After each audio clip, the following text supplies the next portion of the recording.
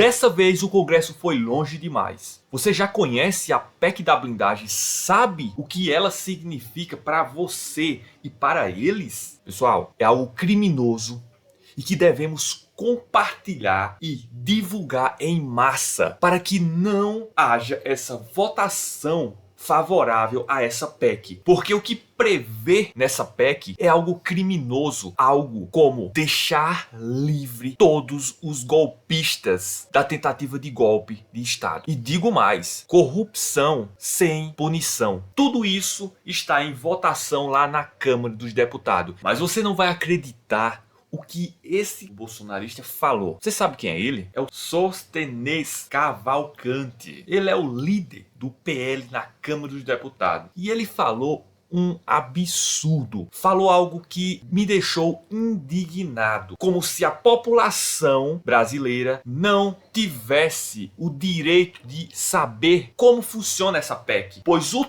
texto da PEC, ela não foi divulgada, mas já foi entrada em discussão e seria entrada em votação mesmo sem a população saber nada. Simplesmente na calada da noite. Exatamente, à noite. Porque a maioria dos brasileiros não teriam acesso e não saberiam exatamente do que se tratava aquilo. Porque atualmente eles não dizem o que fazem com as emendas, pois atualmente não existe um portal da transparência sobre isso. E para piorar mais, eles querem criar essa blindagem onde eles vão se proteger se cometerem crime. Mas espera aí, se eu não devo, por que eu faria isso? O que eles estão fazendo é simplesmente uma vergonha. Em relação com a base do senhor está sempre rodando o Rio, o senhor é aqui do Rio.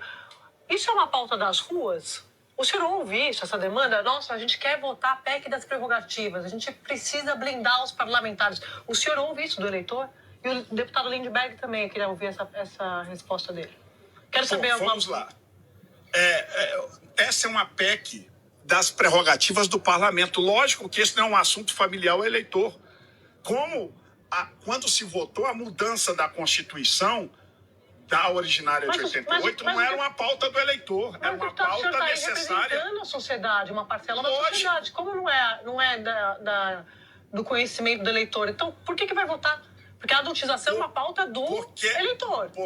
Dando um exemplo recente. Nós já votamos a semana passada a adultização e votamos a favor. Mas não é tomar lá da cá, vota a adultização, então tá, beleza, vamos votar a prerrogativa? Não é toma lá da cá, não. É a gente lutar pela nossa democracia, que está fragilizada quando um Congresso é chantageado por ministros do STF. Vocês não assumem isso, não querem essa realidade que acontece com o Congresso. Vocês acham normal que um parlamentar seja chantageado por alguns ministros do STF? Isso é normal para vocês, numa democracia? Lógico que não. Deputado Lindbergh, senão vai ficar sem só que eu fiquei ansioso de falar. Quem está chantageando o Brasil são vocês. Quem está chantageando o ministro Alexandre de Moraes são vocês, articulando fora sanções econômicas contra autoridades brasileiras. Aí eles falam essa história. O Brasil vive uma ditadura para eles. Eles que sempre defenderam a ditadura. Verdade. E no caso da invasão da mesa? Bolsonaro defendia a tortura. Aí está Eduardo Bolsonaro lá fora dizendo isso. Agora vocês invadiram a mesa aqui. Aquela invasão da mesa foi o 8 de janeiro dos engravatados. Até agora não teve punição. Que história é essa de chantagem? Vocês que estão querendo interferir num julgamento isento, que vai ficar demonstrado, Sóstenes. Uma trama para assassinar Alexandre de Moraes, para assassinar Lula. Vai vir tudo à tona. Eu quero chamar a atenção. Vocês estão indo para uma situação de muito isolamento. Não é uma pauta da população, não é uma pauta do eleitor. Pois é, pessoal, simplesmente fiquei indignado ouvindo esse deputado aí do PL. Mas presta bem o que é exatamente que eles estão querendo com isso tudo. Bom, pessoal, vindo aqui no G1 e aqui explica melhor como vai funcionar essa PEC da blindagem. Texto em discussão impediria STF de rever decisões do Congresso sobre processos criminais. A proposta de emenda constitucional em discussão no Congresso, apelidada de PEC da blindagem, prevê mudanças profundas nas regras para investigação prisão e julgamento de quem? De deputados e senadores. Isso tudo que está em debate simplesmente era para livrar eles mesmo. Em caso de corrupção, lavagem de dinheiro, tudo uma jogada. Pois é, pessoal, o que eles querem fazer lá no Congresso é simplesmente brincar com o nosso dinheiro, com o dinheiro do povo. É fazer o que eles quiserem.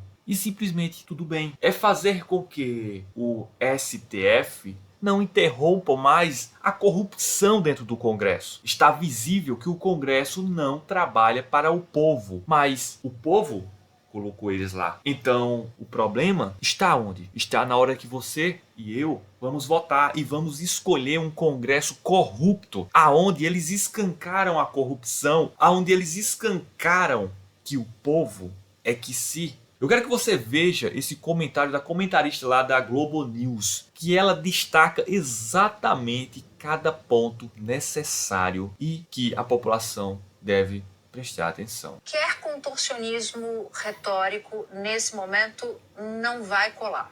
A Câmara dos Deputados está a um passo de tomar um conjunto de decisões que vai enfraquecer, não é o Supremo Tribunal Federal não, porque eles botam muito o Supremo Tribunal na conta, mas ele enfraquece a sociedade como um todo. Já é uma instituição super fechada, pouco transparente, em que não se vê a operação do lobby, a gente não tem acesso às agendas dos parlamentares, a gente não tem acesso a absolutamente nada, nem às emendas, nem a detalhes de emendas com o nosso dinheiro, nós não sabemos. Está lá o ministro Flávio Dino do Supremo mandando abrir plano de trabalho, obrigando que se entregue plano de trabalho para 900 emendas, que somam 700 milhões de reais. Muito dinheiro. E algum parlamentar acha que vai convencer alguém da sociedade brasileira que o caminho deles é no sentido da transparência? Não é no sentido da transparência. Se fosse, não se colocava em pauta um conjunto, um pacote de maldades como esse. Mas é mais do que um pacote de maldades. Dá para a gente achar diversos adjetivos diferentes para esse pacote. Quando eu falo pacote, estou juntando a PEC do foro privilegiado, mas não só, sobretudo, a PEC da blindagem e a anistia. Vai vindo numa escadinha. E aí se junta a fisiologia que reina em parte do Congresso com o golpismo que reina em outra parte do Congresso. Então tá tudo certo solapar a democracia brasileira, o parlamentar que está lá nos Estados Unidos tramando contra a democracia, mas não só contra a democracia, contra a economia brasileira, não se fala em avaliação da situação dele no Conselho de Ética, por exemplo. Não se fala em definição da situação de Carla Zambelli no Conselho de Ética.